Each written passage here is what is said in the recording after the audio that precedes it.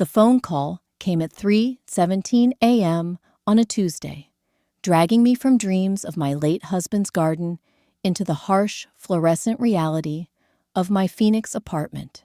The voice on the other end was crisp, professional, utterly foreign to my world of morning crosswords and evening news. Mrs. Eleanor Patterson. This is James Richardson from Richardson Estate Services in Denver. I'm calling regarding the estate of William Hartwell. I fumbled for my reading glasses, squinting at the digital clock that seemed to mock me with its alien glow. I'm sorry, you must have the wrong number. I don't know anyone named William Hartwell. Mrs. Patterson, according to our records, you are the sole beneficiary of Mr. Hartwell's estate, valued at approximately $2.3 million. The phone slipped from my fingers, clattering onto the hardwood floor that my daughter Jessica had helped me install last spring. $2.3 million. The number hung in the air like smoke, impossible and terrifying. I'm Eleanor Patterson, 67 years old, and until that phone call, my biggest financial decision was choosing between the generic and name-brand cereal at Safeway. I lived on Social Security checks that arrived with clockwork precision every month, stretching each dollar like taffy until it covered rent, utilities, and the occasional coffee date with my neighbor Ruth.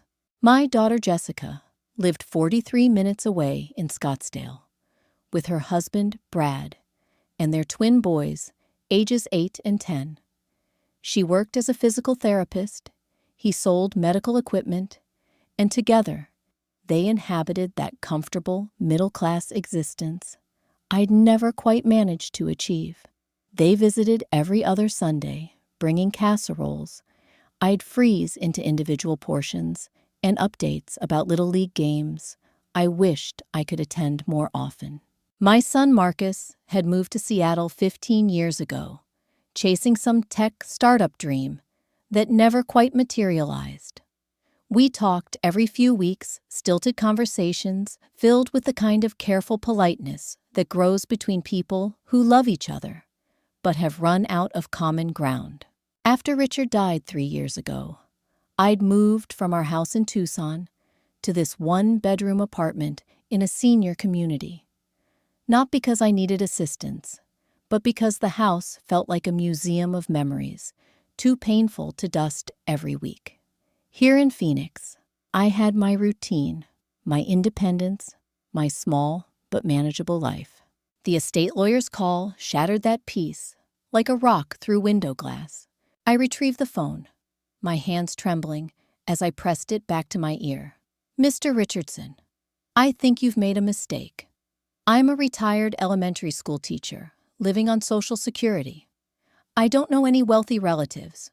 Mrs. Patterson, William Hartwell was your biological father. The words hit me like cold water. My biological father had been a mystery my entire life, a shadow figure my mother never discussed. She'd raised me alone in Colorado Springs, working double shifts at the diner, always deflecting my childhood questions with a sad smile and a change of subject. That's impossible, I whispered. My mother told me my father died when I was a baby. Mrs. Patterson, I understand this is overwhelming.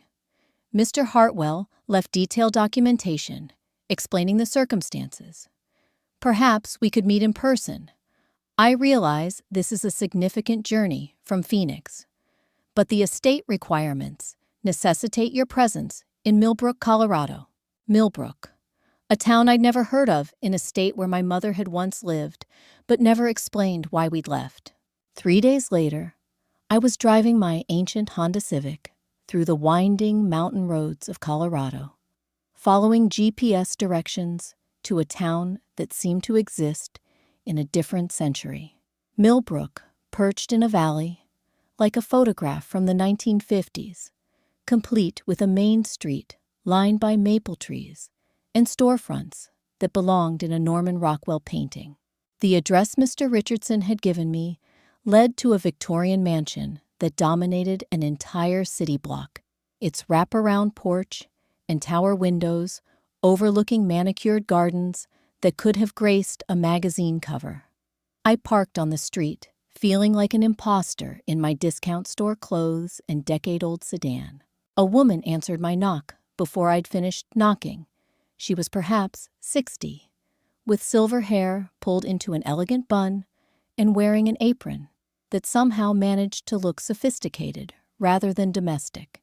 "You must be Eleanor," she said, her voice warm with an emotion I couldn't identify.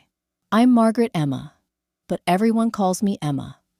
I was William's housekeeper for 37 years. She stepped back to let me enter. "And I've been waiting to meet you for most of them." The interior of the house took my breath away. Hardwood floors gleamed under crystal chandeliers, and oriental rugs defined seating areas furnished with antiques that belonged in museums.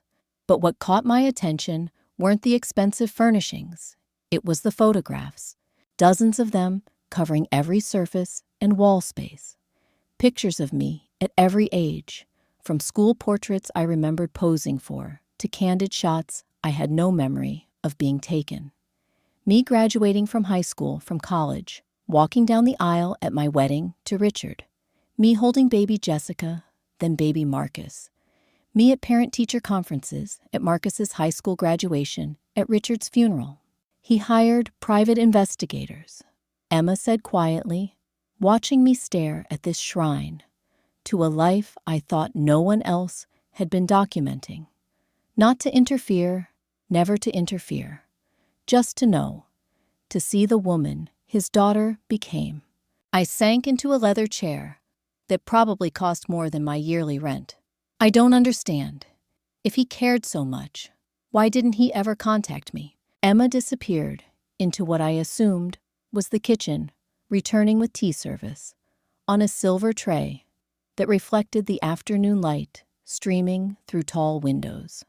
That's a story that begins 68 years ago, when William Hartwell was 23 years old and fell in love with a waitress named Marie Collins, my mother's name. I'd seen it on my birth certificate, but hearing it spoken in this grand house made her feel suddenly real again, more than just a memory of tired hands and the smell of coffee and heartbreak. "Your mother was beautiful," Emma continued, settling into the chair across from me. "Not just pretty, but radiant in the way that draws attention from across crowded rooms. William was home from Harvard Law School for Christmas break when he met her at the diner where she worked. She poured tea into delicate china cups, each movement precise and practiced. His parents, Harold and Catherine Hartwell, owned the bank, the timber mill, and most of the commercial real estate in town. They'd already arranged his engagement to Victoria Sterling, daughter of a prominent Denver family. Marriage is business merger, you understand. I understood. I'd grown up hearing whispers about families, like the Hartwells, people who lived in a different stratosphere, from waitresses and their daughters. "But William loved your mother," Emma said. "Genuinely, desperately loved her. He broke his engagement, announced his intention to marry Marie, and his parents responded by cutting him off financially and threatening to destroy Marie's reputation if she didn't leave town immediately." The teacup rattled in my saucer as my hands began to shake. "So she left. She left. But not before Harold Hartwell offered her $5,000, an enormous sum, in 1955 to disappear permanently.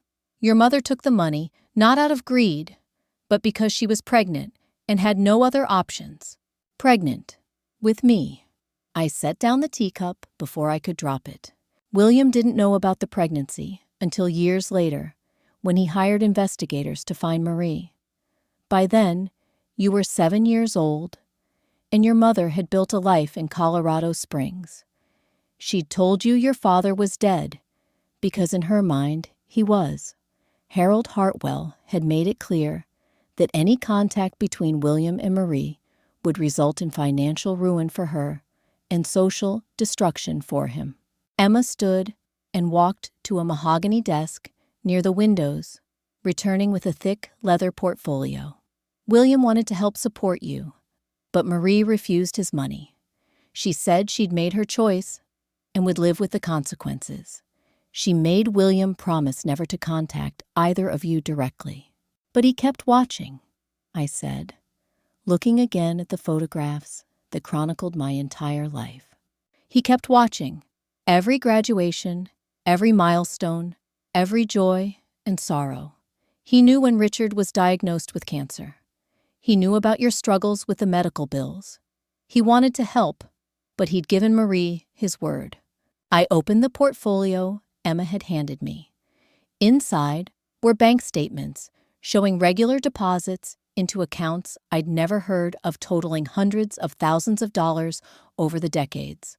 College funds that had been established for Jessica and Marcus medical bill payments that had been made anonymously, even the down payment assistance for my first house that I'd thought came from a government program.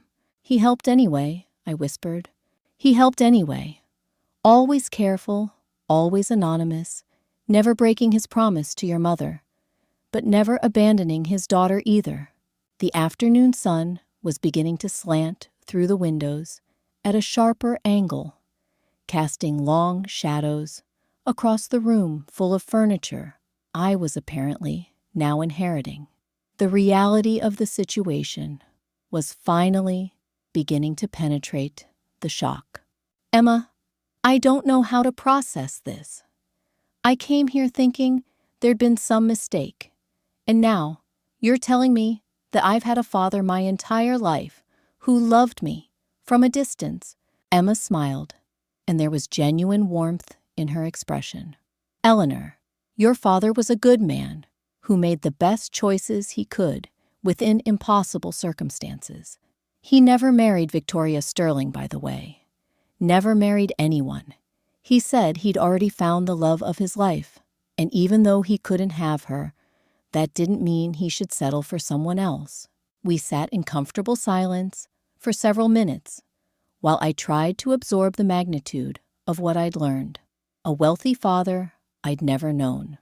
A love story that had shaped my entire existence without my knowledge.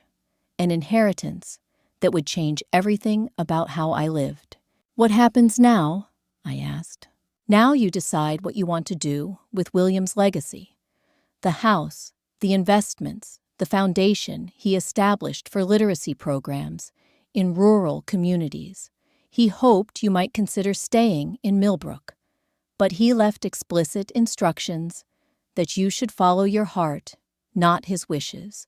I walked to one of the tall windows, looking out at the town where my parents had fallen in love almost 70 years ago. It was beautiful in the way that small mountain communities often are, with that timeless quality that makes you feel like you could slip backward through decades just by turning the corner. But it was also completely foreign to everything I'd built in Phoenix. My routines, my friendships, my carefully constructed life as Eleanor Patterson, retired teacher and independent widow. As the sun set behind the mountain peaks, painting the sky in shades of rose and gold, I realized that everything I thought I knew about my history was about to change. The question was whether I was brave enough to change with it. The first night in the Hartwell mansion, I couldn't sleep. Every creak of the old house seemed to whisper secrets I wasn't ready to hear. I wandered the halls at 2 a.m., studying the photographs Emma had left, illuminated by small lamps, trying to reconcile the stranger who documented my life with the father I'd never known existed.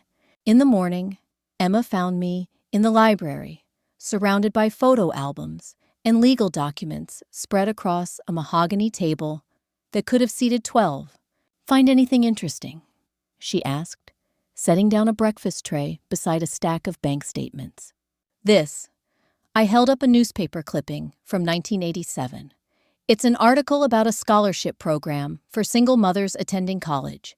The funding source is listed as anonymous donor. I looked up at Emma. That's how I afforded to finish my teaching degree after Richard lost his job. Emma nodded. William was very proud when you graduated summa cum laude. He kept that diploma announcement in his desk drawer. 3 days into my stay in Millbrook, the town had begun to feel less foreign. I'd walked its streets, discovering the small details that William must have loved, the way morning mist clung to the valley, how neighbors still waved from their porches, the smell of fresh bread from the bakery that had operated on Main Street for over 50 years. But I'd also discovered something Emma hadn't mentioned. Millbrook was struggling. The timber mill that the Hartwell family had once owned had closed 15 years ago, taking most of the town's economic base with it. Main Street had too many empty storefronts, and the young people I saw seemed to be just passing through, heading to larger cities with better opportunities. At the diner where my parents had met, I struck up a conversation with Linda Torres, the current owner. She was about my age, with weathered hands and tired eyes that brightened when she talked about the town's history. "Your father tried to save this place, you know," she said, refilling my coffee cup. "After the mill closed, he invested in local businesses, created a small business loan program, even started that literacy foundation to try to bring in some federal education grants. Did it help?" Linda shrugged. "Some, but you can't replace 300 mill jobs with a few coffee shops and craft stores. Most of the young folks still leave for Denver or Colorado Springs." That afternoon, I drove to the abandoned timber mill, a sprawling complex of empty buildings surrounded by chain-link fence. Through the gaps, I could see machinery covered in rust and tarpaulin's windows broken by time and weather. This had been the source of the Hartwell fortune, and its closure had left a scar across the entire community. A voice behind me made me turn. "Sad sight, isn't it?" The man was perhaps 70, wearing work boots and a flannel shirt that had seen better decades. His face was deeply lined, but kind, with the sort of genuine smile that came from a lifetime of honest work. "I'm Tom Morrison," he said, extending a calloused hand. "Worked at that mill for 37 years before they shut her down." "Eleanor Patterson," I replied. "I'm in town settling an estate matter." "Patterson," he repeated, studying my face. "You wouldn't be related to William Hartwell, would you? There's something about your eyes that reminds me of him." The directness of the question caught me off guard. He was my father, though I only learned that recently. Tom's expression shifted to something between surprise and understanding. "I'll be damned. William never said he had family, but he was a private man. Good man, though. When the mill closed, he could have just walked away like the corporate owners did. Instead, he spent his own money trying to keep this town alive." We stood in comfortable silence for a moment, looking at the remnants of what had once been Millbrook's heartbeat. "Your father loved this place," Tom continued. "Used to say that communities weren't just addresses. They were ecosystems. You pull out the main economic engine, everything else starts to die, unless you can find a way to replace it." Did he succeed? Partially. The town's still here, which is more than a lot of places can say. But it's been treading water for 15 years, waiting for something or someone to give it a reason to grow again. That evening, Emma prepared dinner while I sat at the kitchen table, which was smaller and more intimate than the formal dining room. The kitchen felt like the heart of the house, warm and lived in, with copper pots hanging from hooks and herbs growing in pots on the windowsill. "Emma, can I ask you something personal?" "Of course, dear." "Did you ever resent him, William? I mean, for spending so much of his attention on people he couldn't have?" Emma paused in her chopping, considering the question. "You mean your mother and you?" I nodded. "Eleanor, I worked in this house for 37 years. I watched William turn down countless opportunities for happiness because he believed he'd already had his chance and lost it. I watched him pour his energy into everyone else's lives because he couldn't fully participate in his own. She resumed chopping the knife, moving in steady rhythm against the wooden board. Did I wish he'd moved on, found someone else to love, had the family he deserved? Of course, but I also understood why he couldn't. Some people love once completely and spend the rest of their lives honoring that love, even if it's impossible. The next morning brought an unexpected complication. I was reviewing foundation documents when a knock at the front door interrupted my concentration. Emma answered it, and I heard voices in the entryway, one of which belonged to a woman whose tone suggested she was used to getting her way. "I'm Victoria Sterling Pemberton," the voice said. "I need to speak with whoever is handling William's estate." Emma appeared in the library doorway, her expression carefully neutral. "Eleanor, there's someone here to see you. Victoria Sterling." Pemberton was everything I'd expected from the woman my father had been engaged to 70 years ago. Even at 85, she carried herself with the kind of confidence that comes from generations of inherited authority. Her clothes were expensive, but understated her gray hair, perfectly styled, and her pale blue eyes assessed me with the precision of a jewelry appraiser. "So, you're the daughter," she said, without preamble, settling into the chair across from my makeshift desk. "I suppose you're wondering why I'm here." The thought had occurred to me. Victoria smiled, but there was no warmth in it. William and I maintained a friendship over the years, despite our complicated history. He often spoke of you, though. He never admitted the relationship directly. I waited for her to continue, sensing there was more to this visit than a social call. "Miss Patterson, I'm going to be direct because I believe you deserve honesty, even if it's uncomfortable. Millbrook is dying. The Hartwell Foundation has been the only thing keeping this town economically viable for the past 15 years. But it's not enough. We need significant investment, the kind that requires someone with both resources and commitment to this community. And you're concerned that I lack both." "I'm concerned that you're a stranger to this place and its people. Millbrook isn't a summer home or a tax shelter, Miss Patterson. It's a living community that needs someone who understands its history and cares about its future." The criticism stung because it contained truth. I was a stranger here, parachuted into a situation I didn't fully understand, holding the keys to resources that could determine the fate of hundreds of people I'd never met. "What exactly are you proposing, Mrs. Pemberton?" "I'm proposing that you consider the weight of what William left you. Not just the money and property, but the responsibility.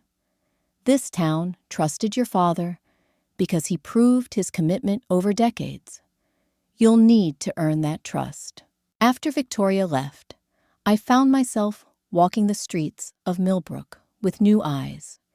Every empty storefront represented someone's failed dream. Every elderly person I passed might have depended on jobs that had disappeared with the mill. The children playing in the small park might grow up to leave this place behind because it couldn't offer them futures worth staying for. At the library, a Carnegie building that had been beautifully maintained, despite obvious budget constraints, I met Sarah Chen, the head librarian. She was perhaps 40, with the kind of passionate energy that suggested she'd chosen this job for love rather than money. "Mr. Hartwell was one of our biggest supporters," she said, showing me the computer lab he'd funded and the children's section that bore his name. "But more than that, he understood what libraries mean to communities like this. We're not just book repositories. We're community centers, internet access points, homework, help centers, and safe spaces for kids who need somewhere to go after school." "What would happen if the funding stopped?" Sarah's expression grew somber. "We'd have to cut hours, reduce programming, possibly eliminate positions. The ripple effects would touch every family in town. That evening, I called Jessica from the mansion's landline, a rotary phone that seemed to belong to a different era. "Mom, you sound different," she said, after I'd explained the basics of my situation. "Different how?" "I don't know. Less settled, like you're processing something big." She was right. Everything I'd believed about my history, my family, my identity, was being rewritten. Eleanor Patterson, the retired teacher, living modestly in Phoenix, was being replaced by Eleanor Patterson heiress to a fortune and legacy she'd never asked for. "Jess, what would you think if I told you I was considering staying in Colorado?" Silence on the other end of the line. "Mom, you've lived in Arizona for 3 years. You have friends there. Routine's your apartment.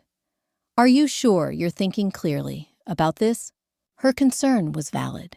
Was I being seduced by the romance of discovering my father's love story? Was I making decisions based on emotion rather than logic? "I don't know," I admitted, "but I keep thinking about what he would have wanted, about whether I have an obligation to continue what he started." "You have an obligation to yourself first, Mom, to your own happiness and well-being." After we hung up, I sat in William's study, surrounded by the evidence of a life spent caring for people and places from a respectful distance. Tomorrow, I would need to start making decisions about the foundation, about the house, about whether Eleanor Patterson from Phoenix was ready to become Eleanor Hartwell of Millbrook. The weight of inherited responsibility was settling on my shoulders like a heavy coat, but underneath the pressure, I felt something I hadn't experienced in years, the possibility that my remaining time might matter in ways I'd never imagined. The crisis arrived with the morning mail delivered by a postal worker who seemed to know the contents were troubling before I'd even opened the envelope. Emma found me in the kitchen, staring at legal documents that made my coffee go cold in my hands. "What is it, dear?" "The town council is voting next week on whether to accept an offer from Mountain Vista Development Corporation," I said, my voice hollow with shock. "They want to buy the entire downtown district to build a luxury ski resort." Emma sat down heavily. "How much are they offering?" "Enough to make refusal seem impossible. $2 million for the entire Main Street commercial district, plus guaranteed jobs for local residents during construction and operation." The letter from Mayor Patricia Williams was professionally written, but couldn't hide the underlying desperation. The town's budget had been operating in the red for 3 years. Essential services were being cut. The high school was considering consolidating with the district 30 miles away, which would mean busing students for 2 hours each day. "William would have fought this," Emma said quietly. "William had the resources to offer alternatives. I'm one person who's been here for a week." But even as I said it, I knew I couldn't walk away. Not from this town that my father had loved, not from the people who'd trusted his judgment for decades, not from the responsibility I'd inherited along with his money. I spent that afternoon driving through Millbrook, really seeing it for the first time. Past the empty storefronts and the struggling businesses, I glimpsed what Mountain Vista Development saw: a picturesque mountain town with Victorian architecture, surrounded by national forest land, perfect for skiing, hiking, and the kind of outdoor recreation that wealthy tourists would pay premium prices to access. They weren't wrong about the potential, but they were wrong about the cost. At the diner, Linda Torres was cleaning tables with mechanical efficiency, her movements sharp with suppressed anger. "You heard about the development proposal?" I said, settling into the booth where my parents had first met. "Hard not to. Half the town council thinks it's our salvation. The other half thinks it's our death sentence." "Which half are you?" Linda laughed, but there was no humor in it. "I'm the half that remembers what happened to Aspen, to Vail, to every mountain town that sold its soul to ski resort developers. 20 years from now, the people who've lived here for generations won't be able to afford their own property taxes. She sat down across from me, her expression fierce with protective love for her community. Miss Patterson, I don't know you, but I knew your father. He understood that some things are worth more than their market value. This town isn't just real estate. It's 5 generations of families who've made their lives here, who've supported each other through good times and bad, who've created something that can't be rebuilt once it's destroyed. That evening, Tom Morrison knocked on the mansion's front door. Behind him stood a small group of people I'd met over the past week. Sarah from the library, Dr. Martinez from the small medical clinic, Elena Vasquez, who ran the town's only grocery store, and Frank Patterson, the elderly man who maintained the small museum in what had once been the train station. We'd like to talk with you, Miss Patterson, Tom said, about the development proposal. We gathered in William's living room. These people, who'd known him far better than I ever would, sitting in chairs where he'd probably held similar conversations about the town's future. We know you're in an impossible position, Dr. Martinez began. You've inherited responsibility for a place you barely know, and now you're being asked to make decisions that will affect hundreds of lives. But we also know what your father would have wanted, Elena added. He believed the communities were worth fighting for, even when the fight seemed hopeless. Frank, who'd been quiet until now, leaned forward in his chair. Miss Patterson, I've lived in this town for 73 years. I've seen it grow, prosper, decline, and struggle to survive. But I've never seen it face extinction. That's what the resort means, extinction. Look at every resort town in Colorado, Sarah said. The pattern is always the same. First come the developers promising jobs and prosperity. Then come the wealthy second homeowners driving up property values. Then come the chain stores and restaurants that cater to tourists instead of locals. Within a generation, the community that originally existed has been completely replaced.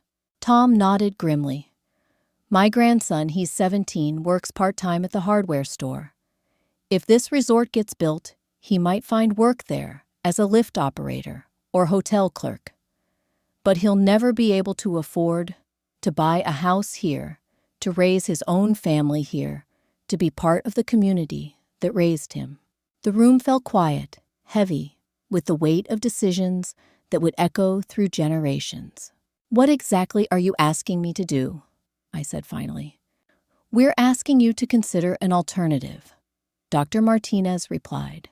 Your father's foundation has enough resources to make a counteroffer to buy the commercial district ourselves and develop it in a way that serves the community instead of displacing it. The proposal they outlined was ambitious.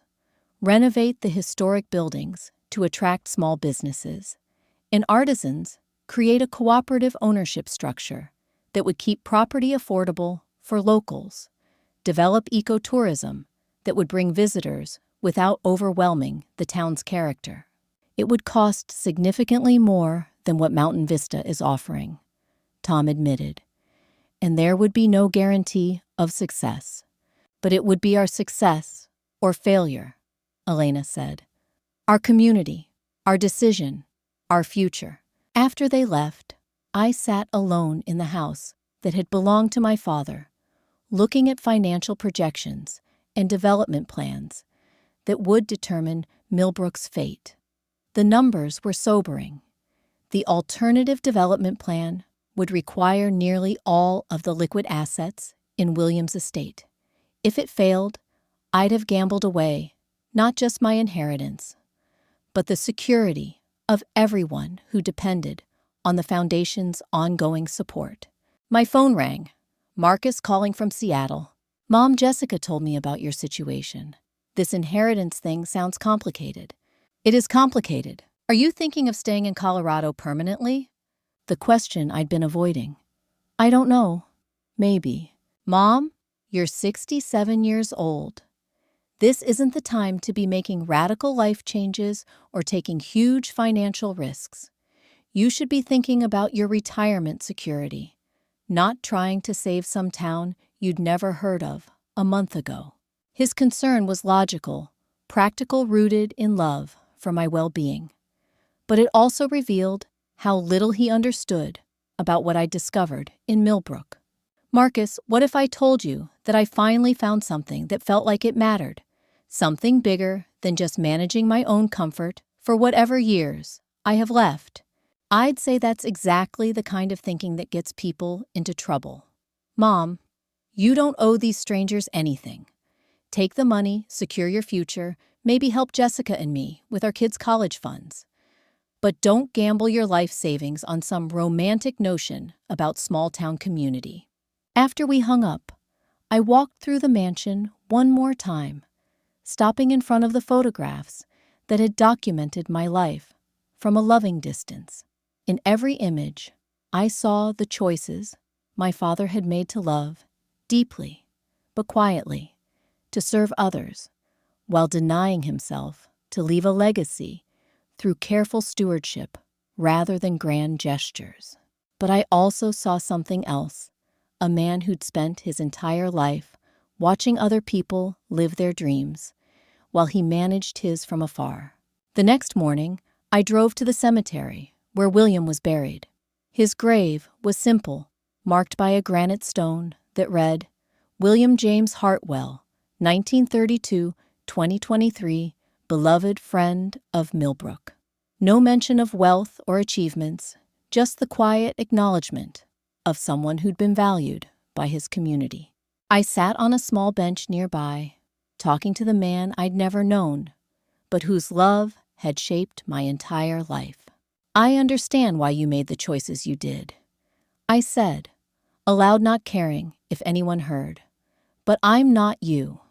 I don't have to love from a distance or serve from the shadows. I have the chance to be present for something important, to use what you left me in ways that would make you proud. The decision crystallized in that moment, sitting in the mountain sunshine beside my father's grave, not because it was safe or practical, but because it was right. That afternoon, I called an emergency meeting of the town council.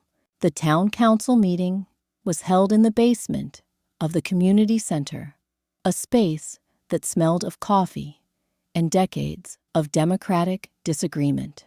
12 people sat around a folding table that had seen better years, their faces reflecting the strain of decisions that would determine their community's survival.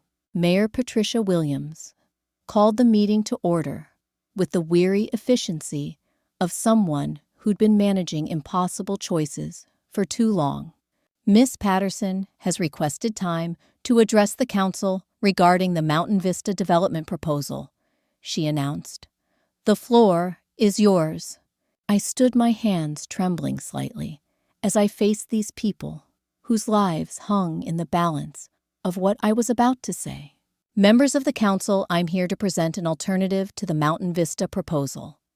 The William Hartwell Foundation is prepared to purchase the entire Main Street commercial district for $3 million, significantly more than the resort development offer. Murmurs of surprise rippled through the room. Councilman David Roberts, a man in his 50s, who owned the struggling hardware store, leaned forward. Miss Patterson, that's a generous offer. But what are your development plans? We need jobs, not just a wealthy outsider buying our town as a hobby. The skepticism in his voice was warranted. I was asking them to trust someone they barely knew with their economic future. The foundation would establish a community development corporation owned collectively by Millbrook residents. We'd renovate the historic buildings to attract small businesses, artisans, and ecotourism enterprises. The goal would be sustainable economic growth that serves the community rather than displacing it. Councilwoman Maria Santos, who'd been quiet throughout the meeting, raised her hand. Miss Patterson, this sounds idealistic, but idealism doesn't pay mortgages or fund school budgets. Mountain Vista is offering guaranteed jobs and tax revenue. She was right. My proposal was built on hope and community commitment, while Mountain Vista offered the certainty of corporate employment. You're correct, Councilwoman Santos. I can't guarantee success, but I can guarantee that Mountain Vista's version of success will transform Millbrook into something unrecognizable to the people who've built their lives here.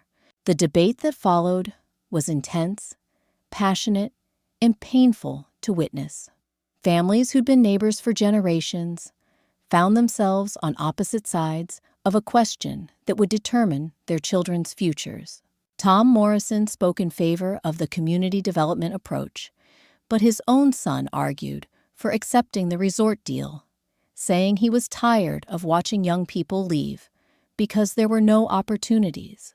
Dr. Martinez pointed out that the resort would likely bring more patients to his clinic, but also expressed concern about losing the close-knit community relationships that made small-town medicine work. As the discussion continued, I began to understand the full complexity of what I was asking. These people weren't just choosing between two development proposals. They were choosing between survival strategies, between competing visions of what their community could become. The meeting ended without resolution, with the council agreeing to vote the following week after members had time to review both proposals in detail. Walking back to the mansion that evening, I felt the weight of responsibility pressing down like a physical force.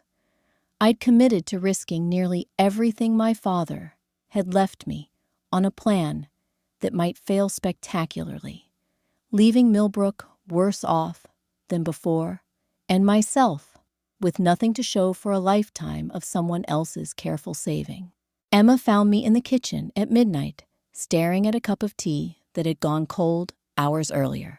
Second thoughts, she asked gently. Third and fourth thoughts. Emma, what if I'm wrong?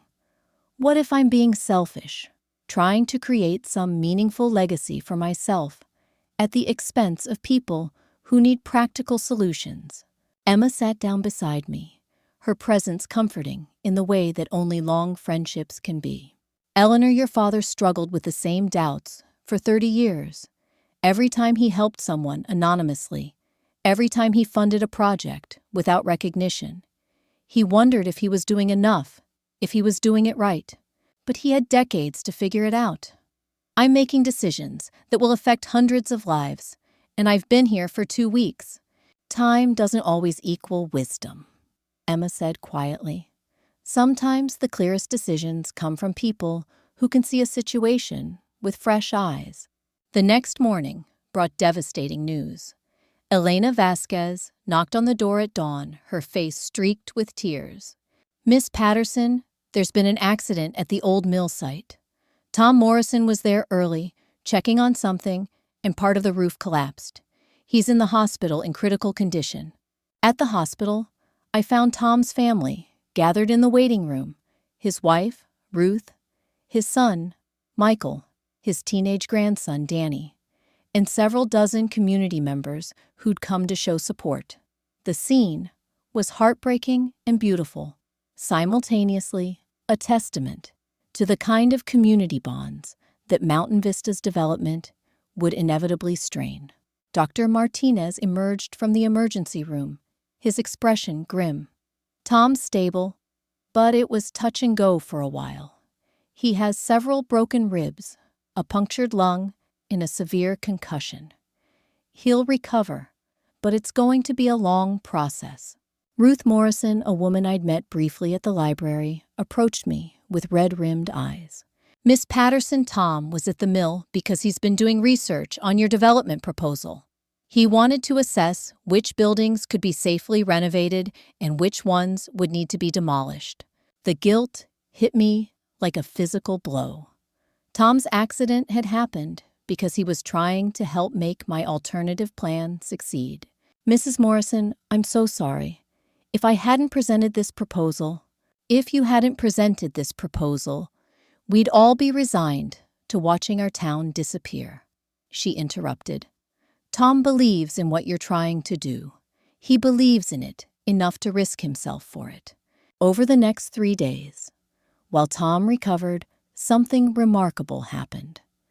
The community rallied not just around the Morrison family, but around the vision of collective ownership and sustainable development that my proposal represented. Sarah Chen organized volunteer teams to assess building conditions. Dr. Martinez researched similar community development projects in other mountain towns. Elena Vasquez created financial projections for the cooperative ownership structure. But the most significant development came from an unexpected source, Danny Morrison, Tom's 17-year-old grandson.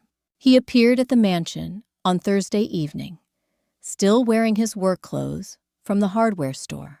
"Miss Patterson, I've been thinking about what you said at the council meeting about creating opportunities for young people to stay in Millbrook. I invited him in curious about what this teenager might contribute to an adult conversation about economic development. My generation, we grew up knowing we'd have to leave if we wanted careers, if we wanted to own homes, if we wanted futures." Danny continued. "But your plan, it's the first time anyone's talked about creating something new here, instead of just preserving something old." He pulled out a notebook filled with sketches and ideas. What if part of the development included technology infrastructure, high-speed internet-shared workspace for remote workers, maybe even a small business incubator for young entrepreneurs? Mountain towns don't have to be stuck in the past. They can be forward-looking while still honoring their history. Looking at Danny's enthusiasm, his detailed plans, his genuine hope for his hometown's future, I felt something shift inside me. This wasn't just about my father's legacy or my own search for meaning. It was about creating space for young people like Danny to imagine futures that didn't require abandoning everything they'd grown up loving. But the next morning brought a phone call that threatened to undermine everything. "Miss Patterson, this is Victoria Sterling Pemberton. I'm calling to inform you that I've filed a legal challenge to William's estate distribution." My blood turned to ice. "On what grounds?" "On the grounds that William's will was executed under undue influence from his housekeeper, Margaret Emma Walsh. I have evidence that Miss Walsh systematically manipulated a vulnerable, elderly man into leaving his entire fortune to a daughter he'd never met, rather than to the community institutions he'd supported for decades." The accusations were devastating and potentially credible. Emma had worked for William for 37 years, had access to his finances, and had been present during the creation of his will. "Mrs. Pemberton, those accusations are baseless and cruel." "Are they? Can you prove that Margaret Emma Walsh didn't influence your father's decision-making? Can you prove that she didn't convince him to leave his money to you rather than to the hospital, the library, the school district that desperately need ongoing support?" The legal challenge would freeze the estate assets, making it impossible for me to make the counteroffer to Mountain Vista. By the time the courts resolved the dispute, the town council would have already voted, and Millbrook's fate would be decided. "Miss Patterson," Victoria continued, "I'm prepared to withdraw the challenge if you agree to a compromise. Take a reasonable inheritance, say $500,000, and allow the rest to be distributed to local institutions as William originally intended before he was unduly influenced." After hanging up, I sat in William's study, surrounded by evidence of a life spent caring for others, and wondered if I'd been naive to think I could step into his shoes. Emma found me there an hour later, staring at legal documents that threatened to destroy everything we'd been trying to build. Victoria Sterling Pemberton filed a challenge to the estate. I said, without looking up. Emma's face went pale. "On what grounds?" "Undue influence. She's claiming you manipulated William into leaving everything to me instead of to community institutions. Emma sat down heavily, suddenly looking every one of her 70 years. Eleanor, there's something I need to tell you. Something I probably should have mentioned earlier. My heart sank. What? William did originally plan to leave most of his estate to local institutions. The library, the hospital, the school district. But he changed his mind about 18 months ago after he learned about your husband's medical bills and your financial struggles. The room felt like it was spinning. So Victoria is right. You did influence his decision. I didn't influence anything. But I did provide him with information about your situation that the private investigators had gathered. He saw how much you were struggling, how much debt you'd taken on caring for Richard, how little you had left for your own retirement. That's when he decided you needed the inheritance more than the institutions did. Emma's revelation changed everything. Victoria's legal challenge wasn't just a nuisance. It was potentially valid. If William had changed his will based on information Emma provided that could constitute undue influence under Colorado law. Emma, if this goes to court,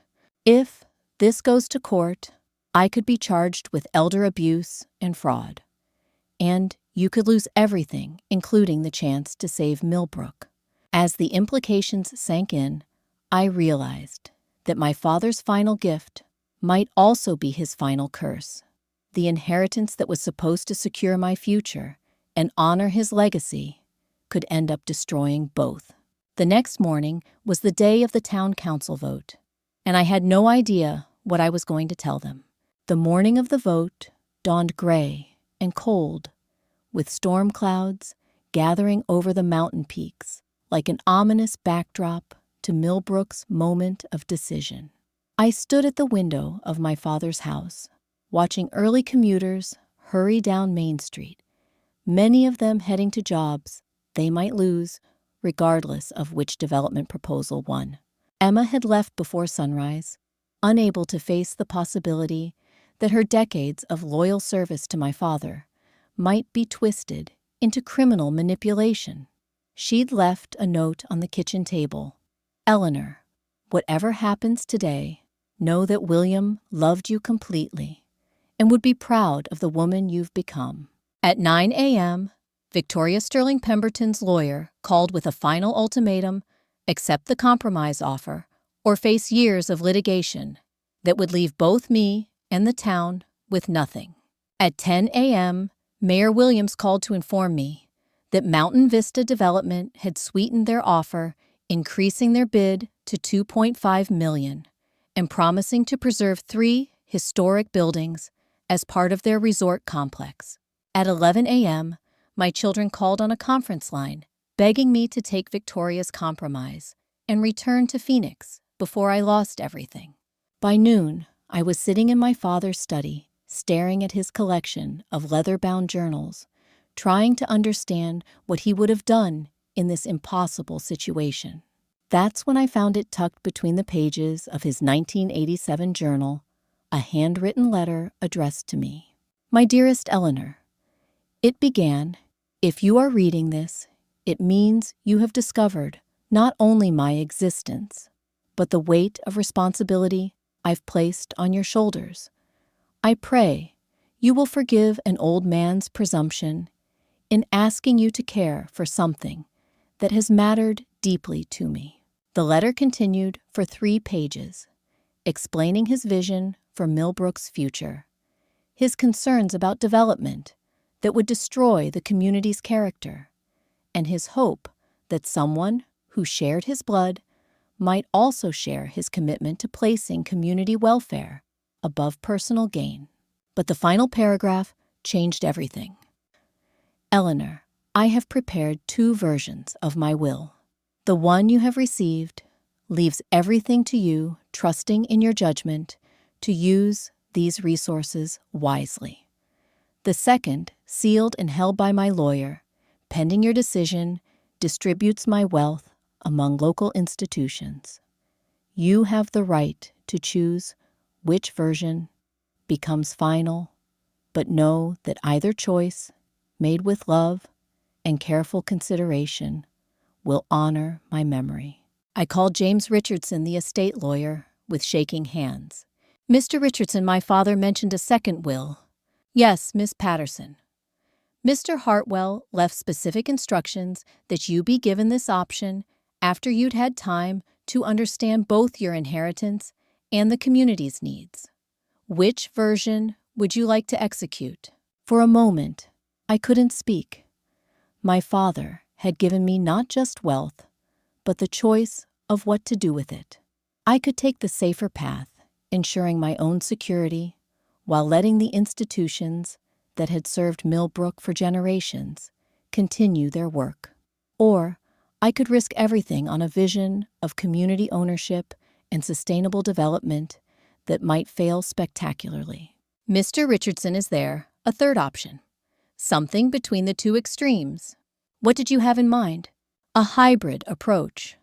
I'll take a modest inheritance to ensure my security, but I want the majority of the estate to fund the Community Development Corporation we've discussed. Not as a gift, but as an investment that the community can eventually buy out. Richardson was quiet for a long moment. That's actually quite brilliant, Miss Patterson. It would give Millbrook ownership of its own future, while providing you with some financial security. But it would also mean you couldn't make the full counteroffer to Mountain Vista. How much could we offer? Approximately $2.2 million, given the need to reserve funds for your inheritance in the legal structure you're proposing. $2.2 million.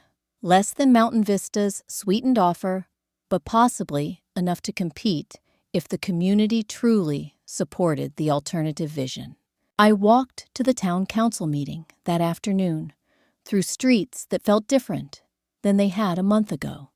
These weren't just quaint mountain town facades anymore. They were the physical representation of relationships, memories, and dreams that had accumulated over generations. The community center was packed with standing room only, and overflow crowds listening through open windows. I recognized faces I'd come to know over the past weeks. Linda from the diner, Sarah from the library, Dr. Martinez, Elena from the grocery store, and dozens of others whose lives would be forever changed by today's decision. Tom Morrison was there too, his arm in a sling and his face still bearing the bruises from his accident, but his eyes bright with determination. Mayor Williams called the meeting to order and asked me to present my final proposal. I stood before the crowd, looking at people who'd become more than strangers, who'd become neighbors in the deepest sense of the word. Friends, I began. A month ago, I didn't know this town existed. I didn't know that my father had spent his life loving this community from a distance, or that I had inherited not just his wealth, but his responsibility to the people and place that had mattered most to him. The room was completely quiet, the kind of silence that comes when people are listening with everything they have. Today, I'm presenting a modified proposal. The Hartwell Foundation will offer $2.2 million for the Main Street Commercial District, but with a unique structure. Instead of simply buying the properties, we'll create a community development corporation that will be owned collectively by Millbrook residents. Over time, the community can buy out the foundation's investment, giving you complete control over your own economic future. I paused, looking at faces that reflected hope, skepticism, fear, and determination in equal measure. This isn't charity, and it's not gentrification. It's investment in the belief that communities can determine their own destinies if they're given the resources and opportunity to do so. The questions that followed were sharp, practical, and necessary. How would the ownership structure work? What guarantees were there for job creation? What happened if the development failed?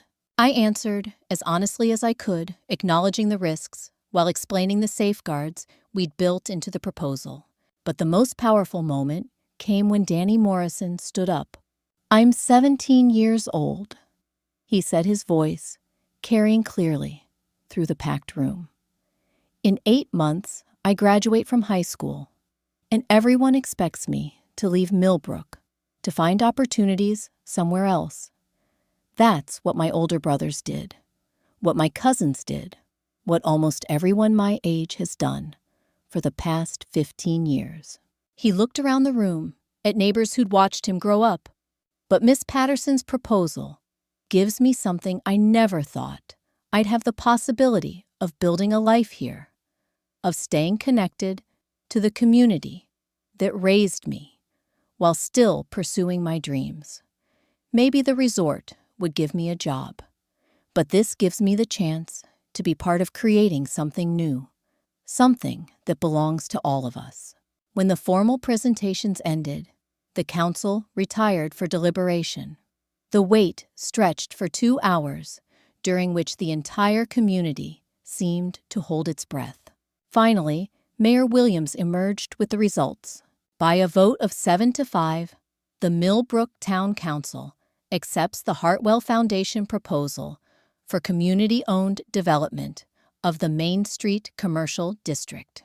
The cheers that erupted were mixed with tears, hugs, and the kind of celebration that comes when people realize they've been given a second chance at determining their own future. 6 months later, I stood on the porch of my father's house, which I now called home, watching the morning bustle of a town in transition.